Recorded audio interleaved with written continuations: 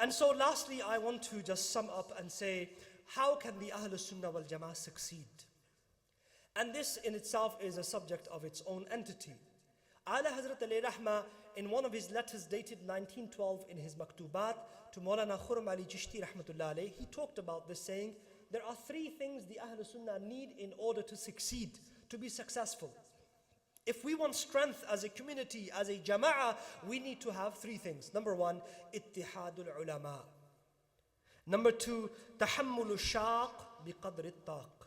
And number three, infaqul umara liwajhil khallaq. Number one, the unity of the ulama. The ulama, you need to unite among themselves. This is the first thing that he mentioned as a priority to strengthen the cause of the Ahlul Sunnati wal Jama'ah. And he mentions hasad, jealousy, being a common problem among ulama. And so he advises that the ulama need to connect with tasawwuf and implement the teachings of the inner realities of tasawwuf in order to cure the illness and sickness of jealousy. And secondly, we must remember that we know we are fans of many shaykhs and many ulama. You can have love for an alim, but that should not translate into denigrating or belittling any other alim. So, O awam, O public of Ahlul Sunnah, don't make your ulama fight. Don't stir conflicts between the ulama of the Ahlul Sunnati wal Jama'ah. And express your love for an alim, for your shaykh, in a way that you do not belittle any other.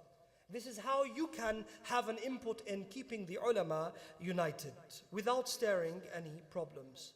Also, beware of people who have left ilm and have not studied properly and have risen to the pulpits. Every man with an imama is not a shaykh. Everyone speaking on the mimbar is not an alim. Everyone who speaks a bit of Arabic is not learned. My dear brothers and elders, to become a true alim in its truest sense today, the norm is to study between 6 to 9 years with good teachers. There is a curriculum in place, there is a syllabus in place which ulama study in order to come to that position. So respect ulama and give them the worth they deserve, and don't try putting people on the pulpits because you have some sort of bradri ta'alluq with them or some sort of relation with them. Respect that the ulama have a unique rank, and to become an alim, much struggle is needed. The second thing is tahammul shaq biqadr taq, is to, in our fullest ability, tolerate one another. And I spoke upon this last year as well. One of the key reasons for almost every dispute, whether it is masjid management, domestic disputes or business disputes, is that we lack tolerance. We don't tolerate one another. For example, we don't give the other person the benefit of the doubt. We don't give them the benefit of the doubt. We rush on putting a judgment about them. We do that all the time.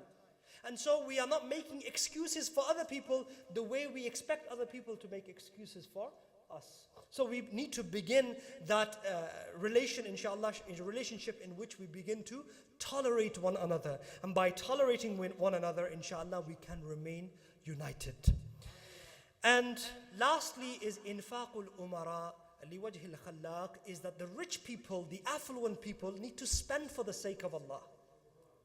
That means A, that young people need to get into their own businesses, need to become entrepreneurs, establish your own businesses, get into professions, earn money and spend on the deen. Simple story.